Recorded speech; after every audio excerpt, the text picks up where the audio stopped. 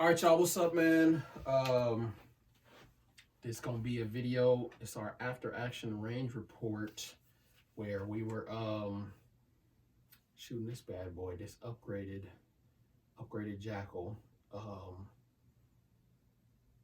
giving our thoughts, our opinions on how it shot, what we thought, what we would change, all of that stuff, or what he would change.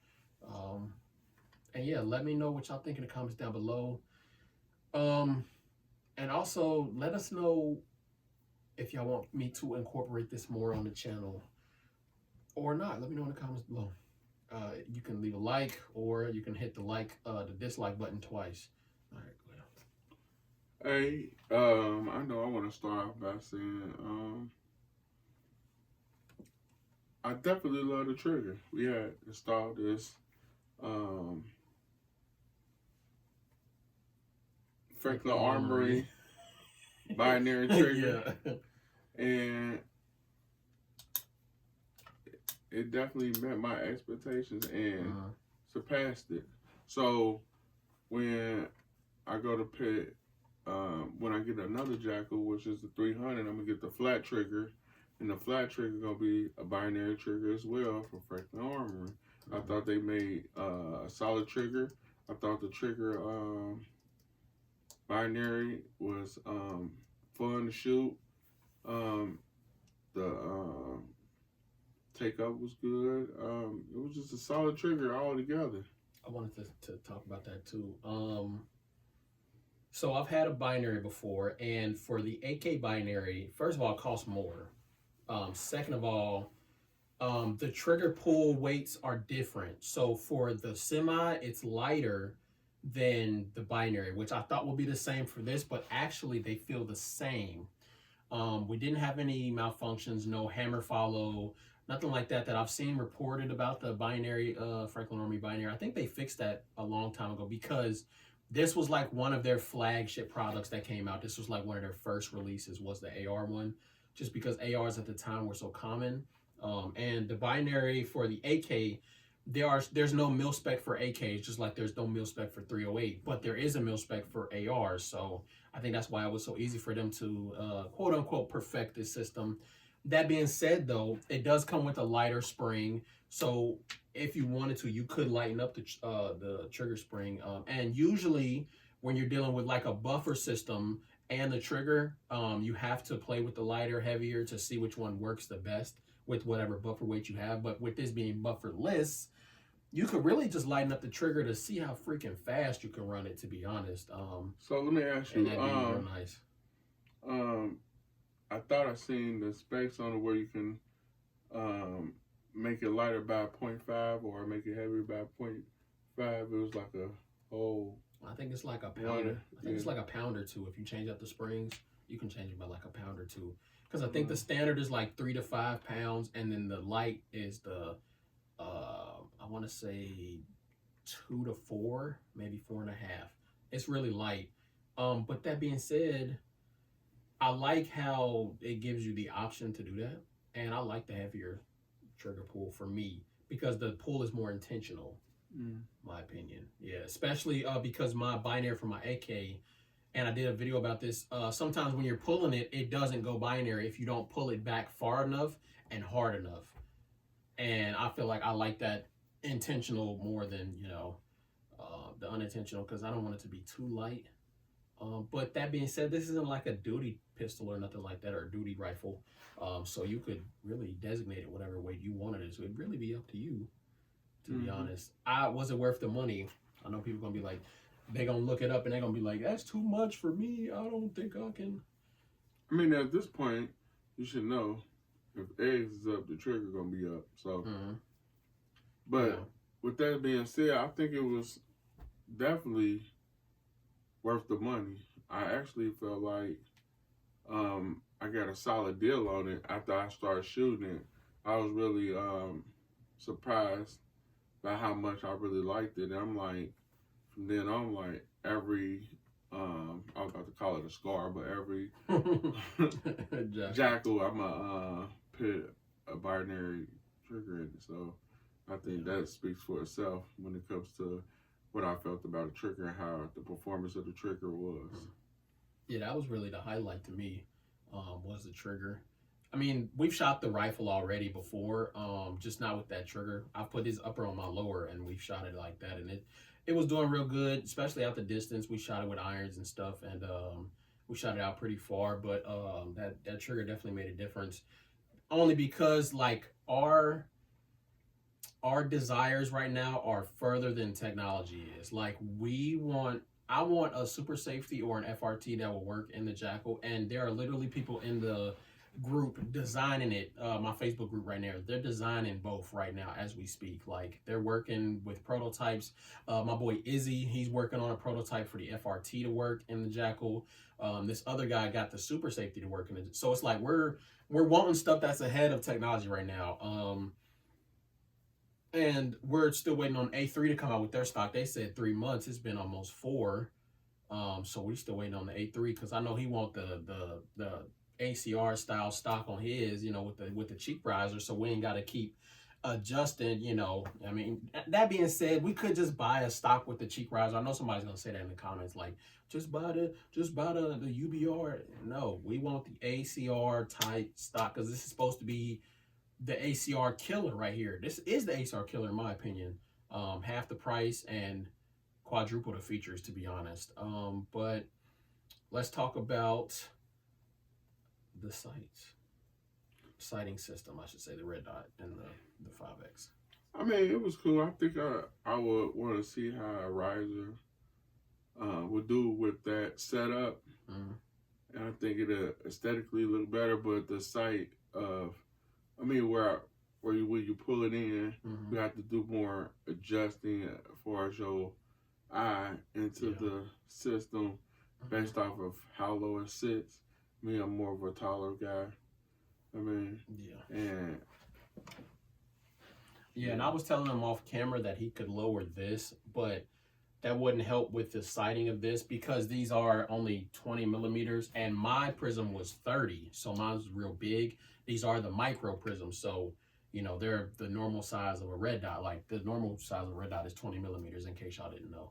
So with a magnifier being that small, it's gonna be harder to find that sight picture from a non-stable position, I guess you could say. That's why I said I would have wanted to go with a AMG. I wanted to try that out. It looked like it has a wider field of view. Yeah. I was looking at the Hollow Sun.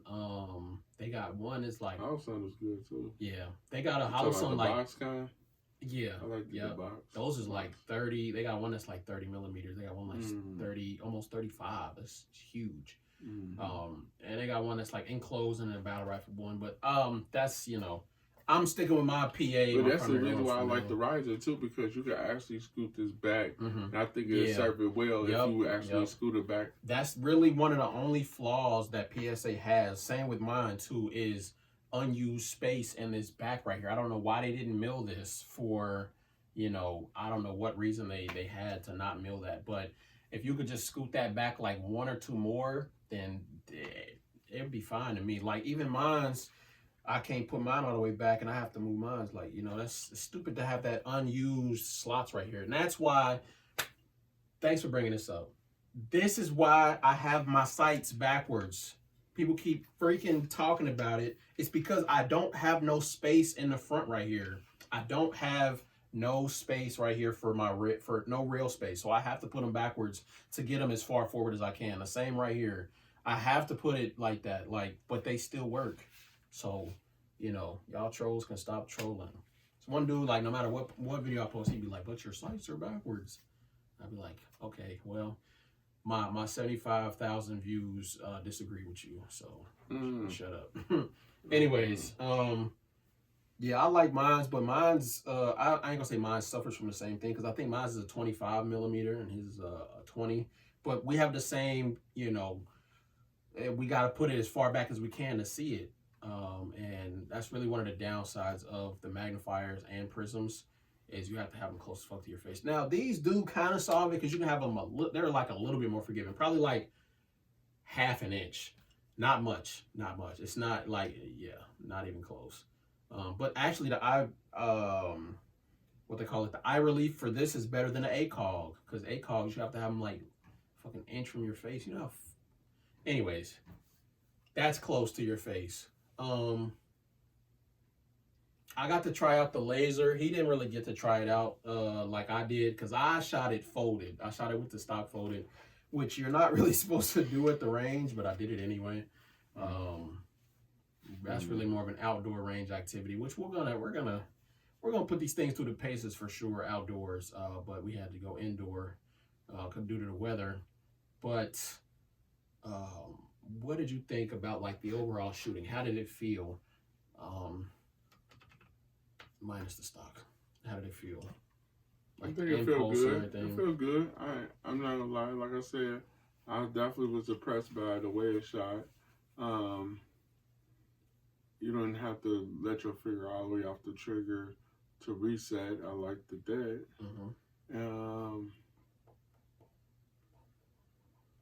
I would like to get more practice in with it to be able to fully like perfect the binary side to it. But besides that, it was pretty cool.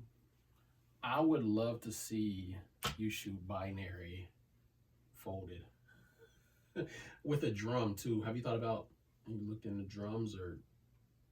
I still got that quad stack. I think. I still need to put the coupler on my 30 clips. I mean, I gave you the coupler. Yeah. Because I never use that thing. I use that thing. Put it on. I use that thing for one video, bro, and I have not used that thing in years. Like that's what I said when I was shooting. I was like, dang, I forgot to even bring it. So next time y'all see it with the coupler, that'd be sick. I've been looking at this thing that they have called the Ready Mag, where it's like it goes on the side right here, but instead of the mags being couplers, it's its own mag coupler by itself. So when you drop your normal mag, it's still there, and you like pull it out and put it in, like it's a whole separate mag holder. That looks crazy. I like that idea. I also like the idea. So what you like about the light? Because I think the light was cool. I like the laser. I like the laser. The laser is definitely dope. I mean, the light was also, I could see the light a little bit at the range. Yeah, you can. It was pretty bright. Yeah, but the laser, that's what I was looking for. The laser. A laser helped me shoot.